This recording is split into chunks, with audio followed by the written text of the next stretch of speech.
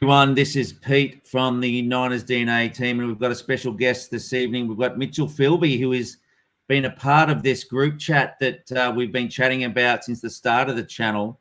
And Mitchell is joining us at 7:18. We should have gone live at 7:15, but 7:18 now in Sydney, Australia. But over in San Francisco, it is that time, but it's 1:18 in the morning. So you guys are going to wake up, spend your working day, your working Monday, and watch Monday Night Football. We're going to watch Monday Night Football at about 11:20 our time on a Tuesday morning. So how are you, Mitch? You good, mate?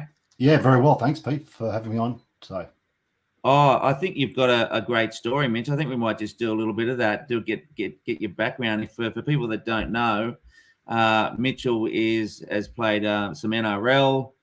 He's also did a walk-on for the tried out for the Dallas Cowboys as a walk-on. So, Mitch, tell us a little bit about your background, mate, and then we'll get into some recap of this week, and then what it's gonna take for the Niners to beat the Rams on Monday. Look, I've had a lot of different sport backgrounds, so professional sports in a number of areas. Semi-professional in my day, because it wasn't professional in my day when I was going through, but played sport both here and both in the US and the UK, so had different sporting backgrounds. But I guess the story about Dallas is that when I was in Fort Worth in '88, I had a walk-on at about 800 guys who were trying out. I made summer camp, which was basically back at school, which I was a little bit older than the rest of the school, the troops there, and I was asked to go back to virtually San Fran and go to 6 weeks of schooling to learn the playbook, which I wasn't really interested to do that at the time because I was traveling and having a great time. So I waved that past, but I made a lot of good friends. It was quite interesting process to go through. And I was very fortunate enough to meet some great people. And on my journey towards Dallas, I spent a lot of time and got a great friendship with Dwight Clark, who I was working on his Dwight Clark restaurants. And we got on House on Fire and spent some time with him, and caught up with Joe Montero a number of times for dinner and drinks. Lovely guys. We're all knock-around blokes at the time, so they're probably the same age as my sister, so I got on really well with them, about 5 or 6 years older than me. So we got on really well. So I've got, again, a bit of history there, but, coming through San Fran, hanging out with Dwight, I really kind of had a bleed red and gold. And obviously Dallas was just something there. And it was good to have a little tryout and find out what it was really like. But again, defensive back, very much like a league player, center or lock, really aggressive in the defense, up and in kind of defense, and quite physical. And when we were trying out, the coaches came over and tried to figure out where I was from, because I just said your style's different. And once I spoke, they kind of got surprised, and I went through the system, and they cutting people, but they kept me in, and I was getting a little bit more physical because I loved it, and they had to back me off a bit because they weren't used to that physicality in some ways, tryouts. So, but it was a great story, great game, and I found out how technically chess oriented it is when I started to play, because obviously coming from a more of a running game, you play what you see, where NFL is a lot more structured. But there is an opportunity to play what you see as well. So just mixing that up. So that's a bit of background, Pete. Mate, that's incredible. I can't, actually making the team, and being making the summer camp, summer camp, yeah. The last 20 make summer camp, and but what was interesting is when I gave my spot away to somebody else, that person took me under their wing and showed me a great time for the next 2 weeks back at home with their family and friends, and had some parties. So it was a good payback for me. I thought it was a great time. Oh, and that's interesting that you played at you're playing DB, because that makes sense from being a league background. What did you say? You were I was a lock and center, and depending on who you play, lock is generally what I would play. But if I was playing a lot of the Islanders, they pushed me back out to center because I was a physical, fast guy. And usually the bigger guys for the Islanders are all actually big and fast. So they actually go out in the centers. So my job was to work in the centers and make sure I take the big guys before they got speed. And as you know, they got big legs, and you just have to really make sure you protect your head when you go in. Oh, mate, bloody oath.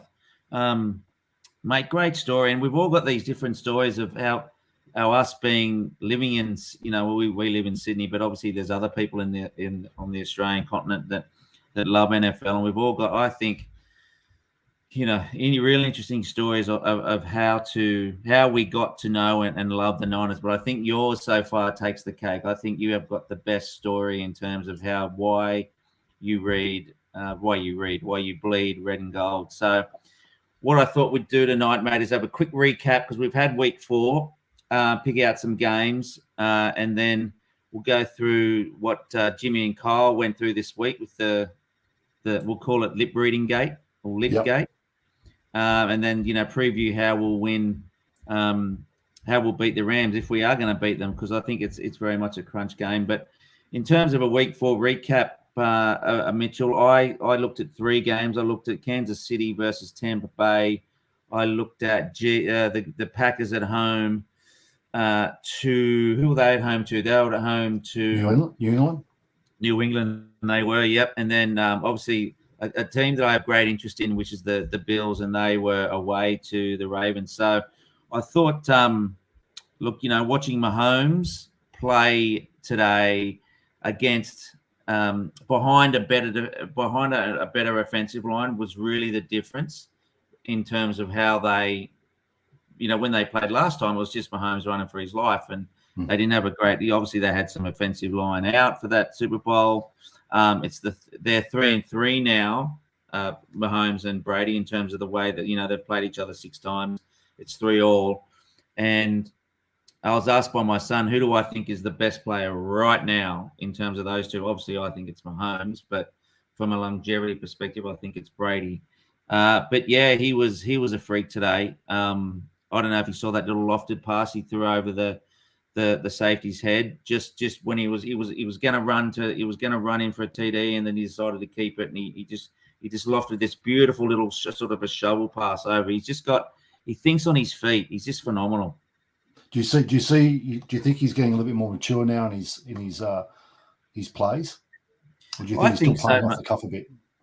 Well, I think him and Andy have got a great relationship. There was a bit of a thing last week where Eric Bieniemy and him, the offensive coordinator, had a bit of a chat on the sideline as they were walking off with it, and it looked like it was a little bit tense. But then he put that fire out in the press conference. But as long as he's comfortable, Mitchell, I think if you give him any time, he's gonna beat you. He is, I think, one of the most in terms of improvisation, or like the way he thinks on his feet, I think he's the most creative quarterback we've seen in a very long, very, very, very, very long time. Yeah, I guess that the skill that he has is that off the cuff play, but I guess depends on how they play with the structure around him, because he needs that structure to be able to leverage his off the play position. So it's that combination. If that continues, that maturity will allow him to really play what he sees, because he knows the structure's there supporting if it doesn't work. So that's only going to get better, I would assume, over time. I agree with that, mate. And that's one thing that I coach a bit of rugby league, and I say to the boys, here's your structure. This is what you fall back on. Play what's in front of you. Go and play footy. But if you're in a bit of a pickle, you got to hit this guy too wide, and you got to end up at the far post. You know what I mean, from a league perspective. So, that's a really good point. I think, if once he does really get that, that pocket passer mentality, where he's going to be a pocket passer first, and then he's able to move second. But I thought as well that what bodes well for Tampa Bay is getting their 3 wide receivers back nice and healthy. The veteran Julio Jones, you've got Mike Evans and Chris Godwin back on the field, and they were in terms of the comeback, they were pivotal. Because Mike Evans had a week out, didn't he, for suspension? He did, mate. He did. That's right. That's right. Yeah. But that's a formidable wideout team. Those 3. Did you get to see a little bit of the highlights of that game? No, I haven't yet. As I said, I was juggling a bit of work, even though it's a public holiday. I was still working for my own company. So I didn't get to see it, but I've recorded them all, so I'll get to catch up those sometime tonight. Yeah, and it was a 10-point difference. 10-point difference, yeah. And there was, look, they went out, they were leading 21-3 at halftime. Tom obviously came back, but I guess again the difference is being that on 40 dropbacks, he was only pressured 9 times. Right. So that's that gives you an indication of how they've rebuilt their O line from the KC perspective, and that it sort of gave me a thought of what it's part of. It used to be the last couple of years it was cornerbacks in our secondary that we ignored. Now it feels like from a Niners perspective, it's our offensive line. What's your thoughts on that? Why there's been obviously we got Trent Williams, but there seems to be these same players that aren't these same backups that keep on, being named as starters, and they don't seem to give anyone any time. Yeah, look, I think it's one of those. I think it's at the moment, even though it's very early in the season, it's a really big call to kind of make these calls too early in the season.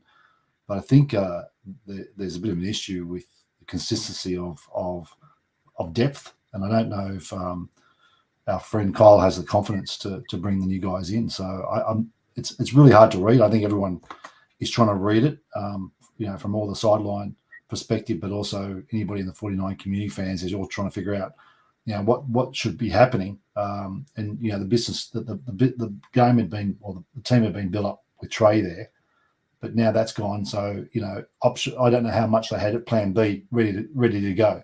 I think Plan B is in motion. It's a work in progress. Even though it falls back to last year, I just think that there's some challenges there that the organisation is having. Both of them. Yeah, we'll get to that later when we talk about Kyle and Jimmy. But the other game that was sort of obviously interesting to us as Niner fans was Green Bay at home to New England. Obviously, Mac Jones was out with his ankle. I don't know if he's coming back next week, but they had a guy who was supposed to redshirt this year.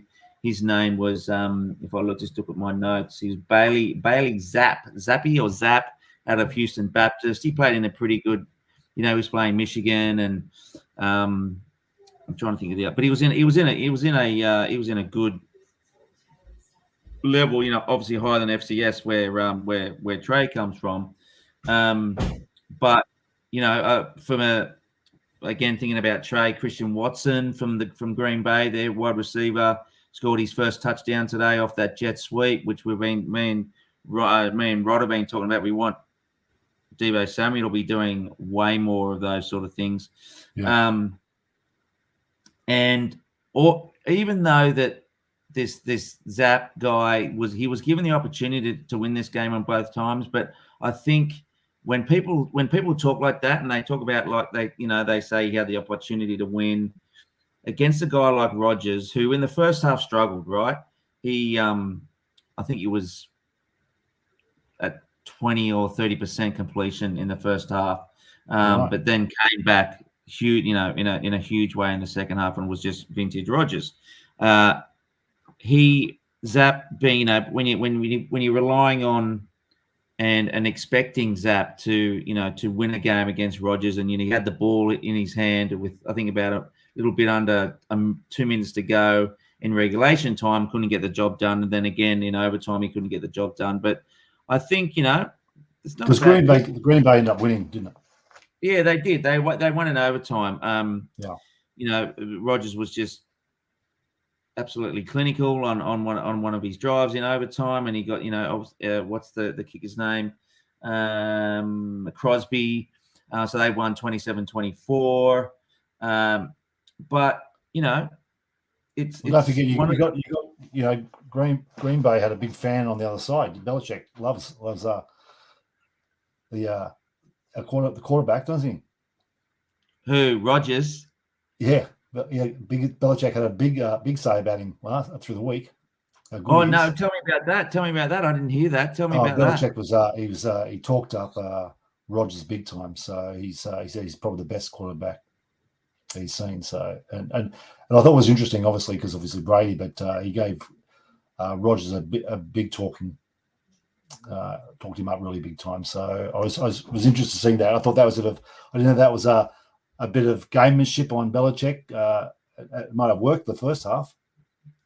I reckon it did, mate. I reckon you're right, because he was all over the shop. He was firing everywhere, every which way. Maybe he just thought he had to turn up. Yes. There was one that not Hopkins. Who was the I can't for the life of me. You know, I've got to keep. I keep doing this in these videos.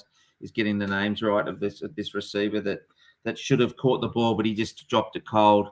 But you know, then he gets on a run and he hit Lazard off a 33 yard or a 32 yard throw down outside the numbers. So once he got back into his groove, he was again vintage Rogers. So that was that one, mate. So and then the last one, which again was one of my favorite teams in the Buffalo, aside from the Niners being the Buffalo Bills and Josh Allen, just because I'm a big fan of Josh Allen.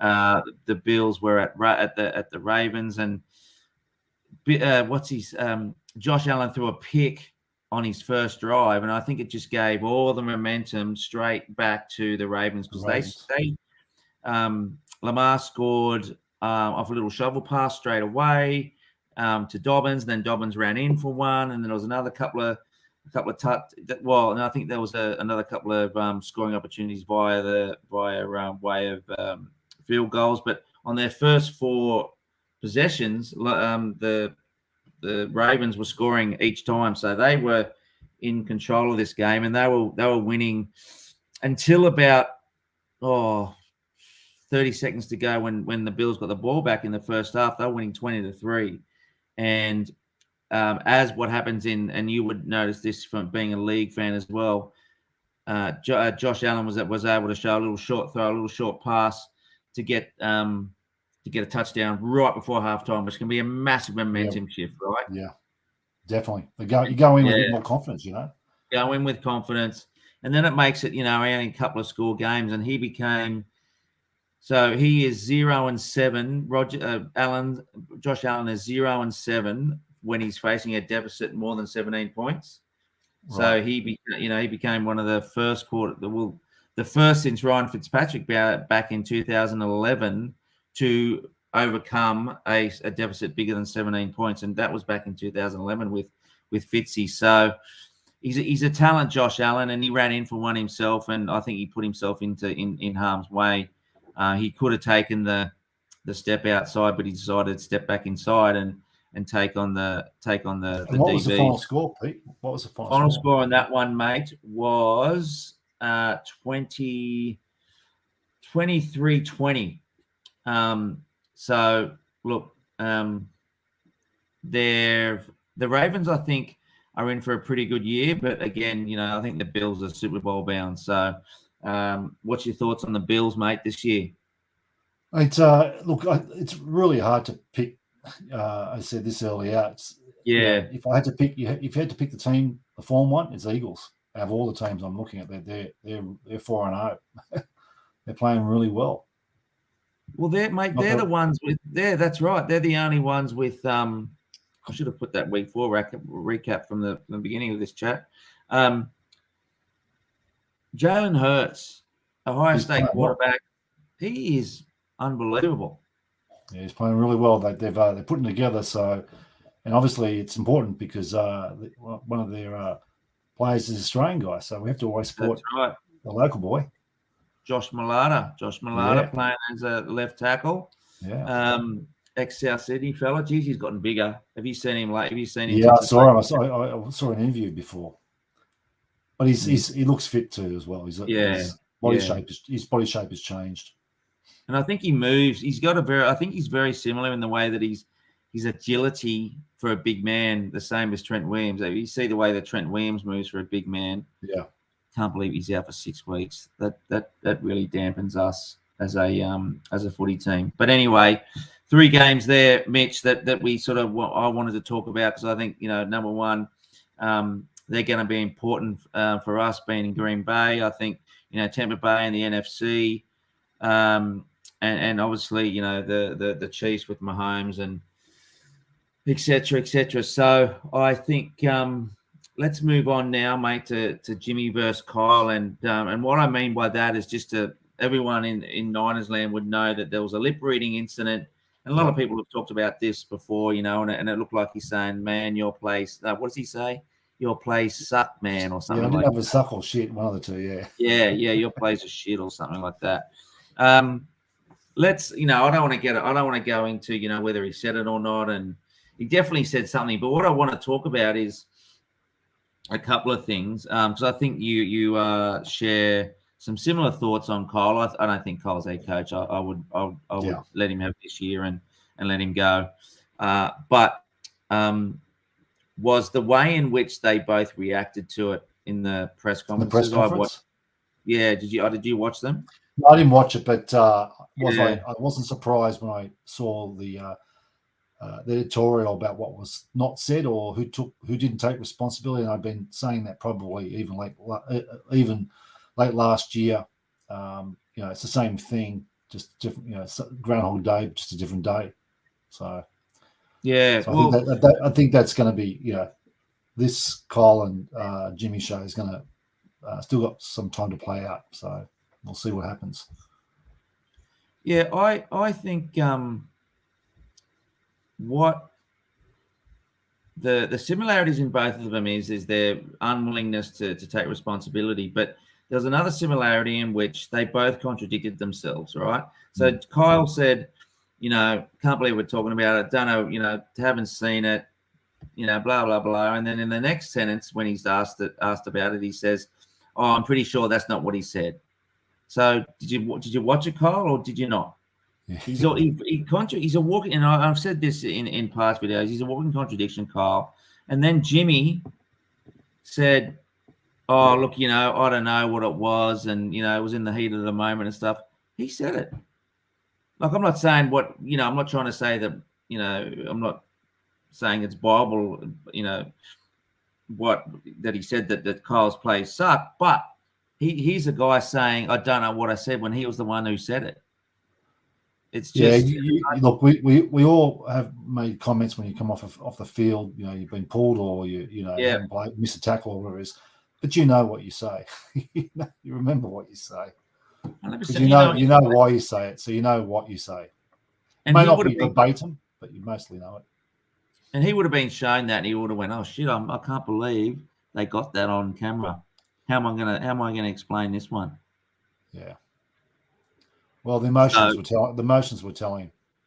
Well, this is the thing, right? So, if you look from Jimmy's point of view in regard to what they've sort of shopped him around since 2019, since that Super Bowl. There's I could list a lot of things that people already know, and so I'm not going to go over them in terms of the way that the Niners have treated Jimmy, right? And as I've said in past videos too, Mitchell, is that I'm not a big fan of Jimmy, but I'm not a big fan of Jimmy the footballer, but I'm a fan of Jimmy the person. He's a classy guy. He's handled everything that has been dished up to him by the Niners with absolute class. But he's got nothing to prove this year. Well, he's got everything to prove in terms of getting himself another contract next year.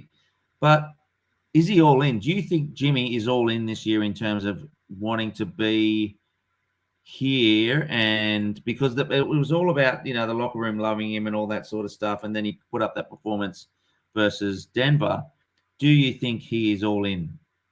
Look, I think, as you're quite right. We're not critical of the people because that's not what it's about. It's about how they turn up and play the game they need to play on the day, be it coaching or a player. I think Jimmy is professional enough to know what he needs to do because you can't play this level and do it half-heartedly. You can't be half pregnant on it. You have to be all in. So I think he's all in. It's just that, the time we've got the next few weeks, and the key thing for me is I'm looking for is if they come together. If they come together, they can work. That will allow them to move forward. If they can't collaborate, then they'll show that dysfunction, and then they will diffuse and blow up because they won't come together. Something's got to give. So, and either Kyle makes it happen because he's got to listen to Jimmy to know the best to get out of Jimmy, or Jimmy continues to do what Kyle wants, but if it doesn't work, it's going to show. And then I guess then you'll see where that, I guess, situation will either blow up in their face or not. I think time will tell. You can't, this early in the season, and I think in fairness, correct me if I'm wrong, but Jimmy, after his surgery, didn't have any time, even though he played last year, didn't have any time to prepare and work with the team before game 2. No. So, again, there might be some rust, and he may be a little bit tentative with his shoulder and all these other things that may be going through his head. So it might be a bit of a psychological challenge for him and himself. But, 3 or 4 weeks' time, then you could sit and draw a line on the sand and review it back and say, were we right? Were we right to wait? Were we right to be critical? It's really hard, as a coach. And sometimes your teams don't click, and all of a sudden they click, and you just have to be really good at making sure that you get the team to stick to the formula and trust the formula. And if the form is right, then it will work. If it doesn't, it shows really quickly in about 3 or 4 weeks' time. So how long would you give him, Mitchell? So just say that, we bomb and you can't see them. Would you give him till the bye and then bring in Brock Purdy? Yeah, well, how long's the bye now? How many weeks before the bye? 4? I think we're week 8 or week 9. We've got. I'm going to say 6 weeks. I'm going to say 6 weeks. I'm going to say 4 to 6 weeks. Is the time, but then you've got to stick with who you bring in. You can't keep going back and forth, because then the rest of the team, starts to get confused what they're doing and who they're supporting, and that's a bit late to run on that. We've got a question here from Eddie from Edward Learmont. He said I think he's all in on a personal level to secure a starting job elsewhere next season, but not from a team perspective. That's interesting, right? So that's a good point, though. It could be in for his. Again, he's a professional. He knows what he needs to do personally, but as Edward said, maybe he's not in for the team. So that's a good perspective. Yeah. No, look, he's a very hard man to read.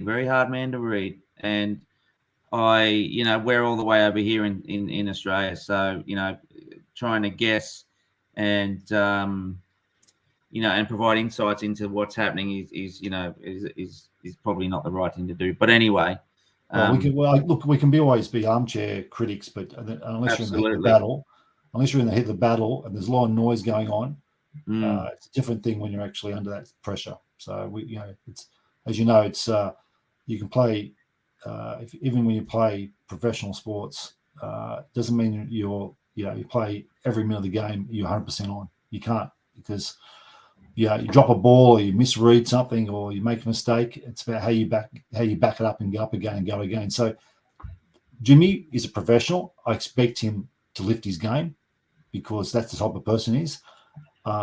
I just don't know what the noise is from Kyle coming at him. That's my big issue. If Jimmy can just say, I'm going to cut the noise out from Kyle, I'm going to do it my way, I think Jimmy can navigate. But I just don't know what Kyle is setting him up and what framework that Jimmy's under with that from Kyle at the moment. Good point. I like that. Yeah, Kyle again. I think he's a tyrant, and he's So, they bought. Didn't they bring back the running? Bobby Turner. Running back coach. Yeah, he'd been ill. He's back now this week. He's back. And I think he talked about that. That and Grant Cohn asked him the question too. Is it good to have him back? Because this is the thing. There's been all that questions about Mike McDaniel not being there, and they've got a few out, haven't they, Pete? There's a few players out at the moment. Oh well, this is the other thing with the injuries. We got the left tackle out. Tell me his name. Trent Williams.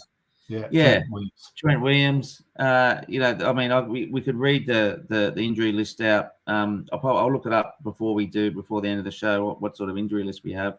Maybe Edward Learmont who's watching should give us a comment. What do you think, Eddie? Can you give us a comment on who's injured, please? So let's move on to the Monday night football preview. Again, we are in prime time. Let me just go back to the comments there, and I'll hide that. We are in prime time, and it's another chance for Jimmy to show what he's made of. You know, he's very well protected by the national pundits, Colin Coward, Rich Eisen, etc. They were the ones that were saying that he was rusty, that he didn't have much time, etc., to get right in terms of, you know, being comfortable with the team, etc.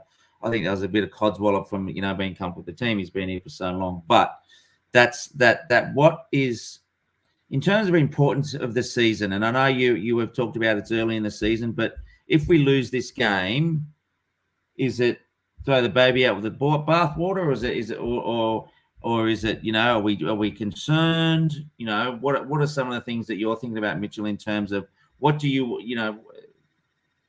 Oh, well, we won't go there just yet. But from a seasonal perspective, it's the Rams. How important is it for us?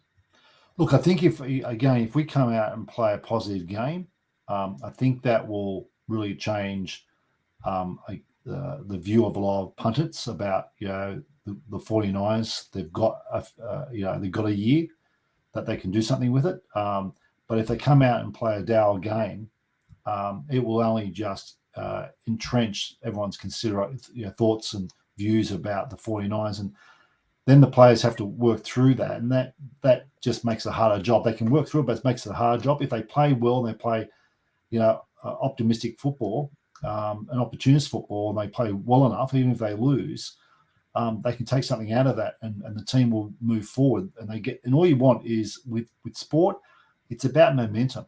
And if you can have that momentum working with you, it really carries you through. If you have to keep walking up, you know, climbing uphill, that takes a lot of momentum and energy out of you.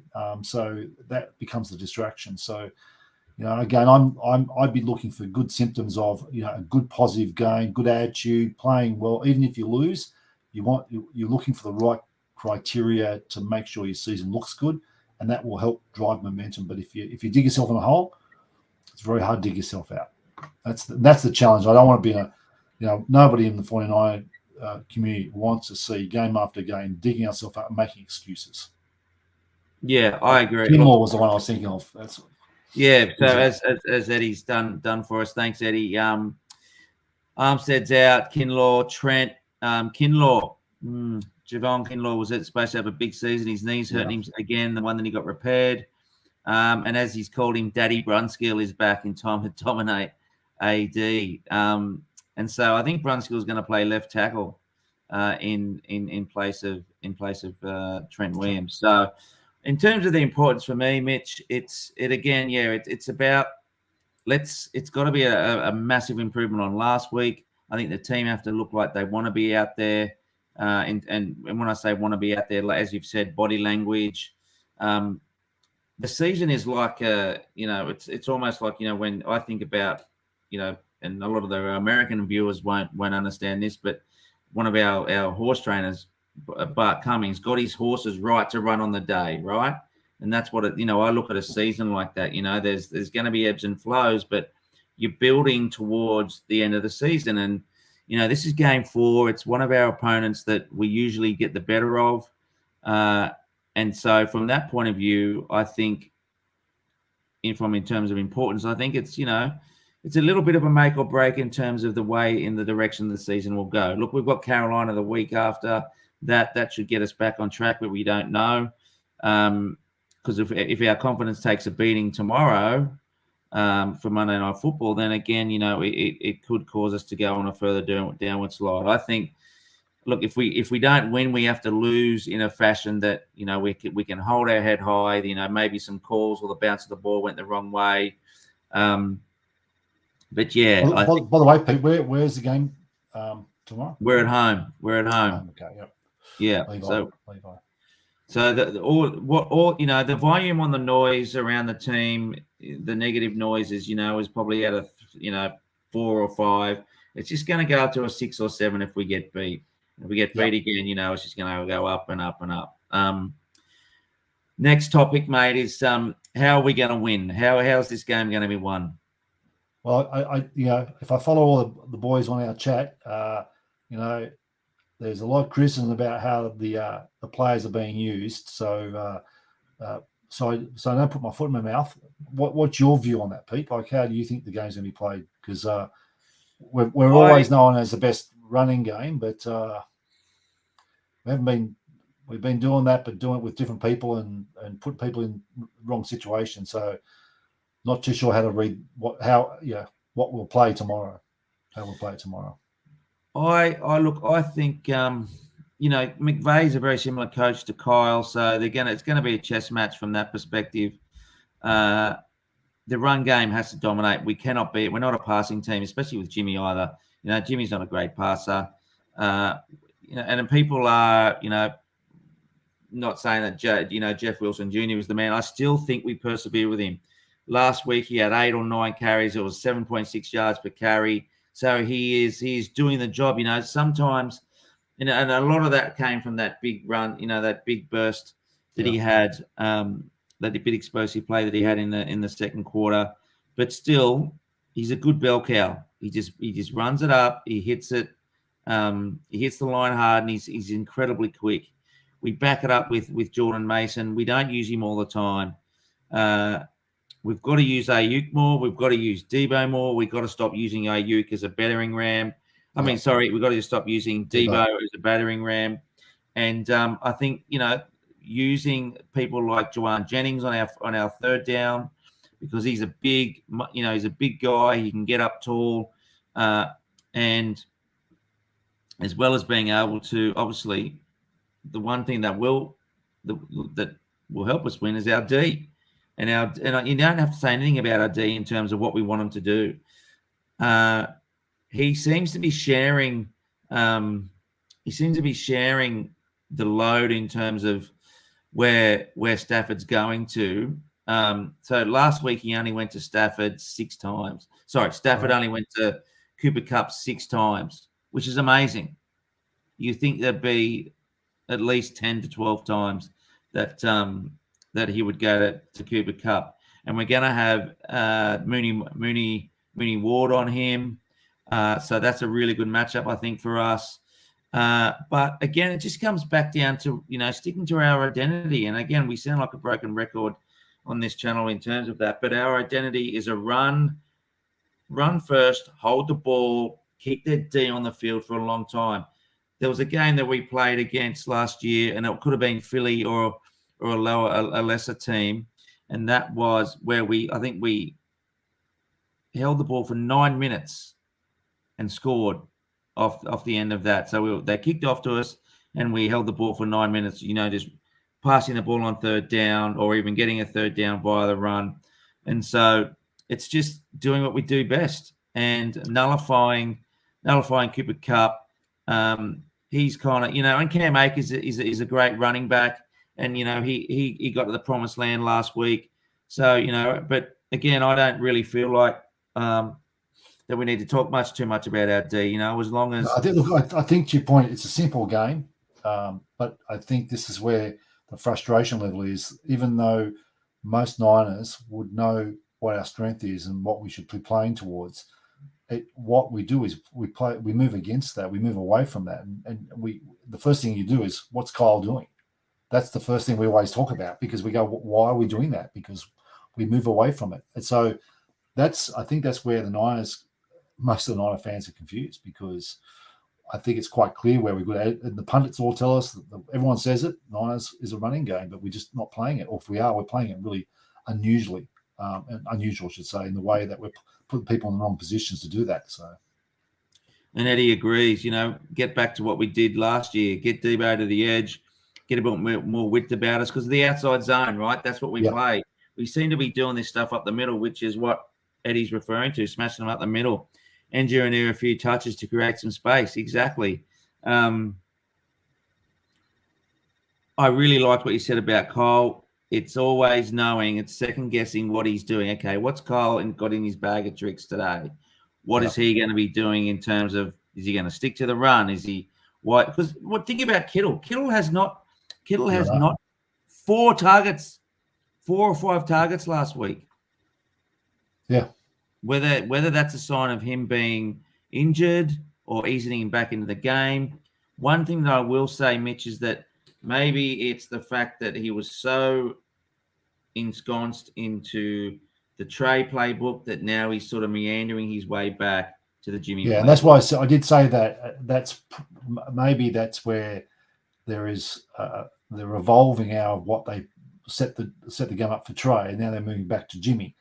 But technically, the framework would have been already there, so it's not like Jimmy's a new addition to the business, and they don't know how to implement him in. He was the guy. So I don't think it's that complex for them to go back to what the old game was, and Jimmy would know that game. So, but the calls they're putting on the field at the moment just aren't consistent. And as Edward said, we all used to getting Debo to the edge and have that width of the game, bring it out wide where our strength was.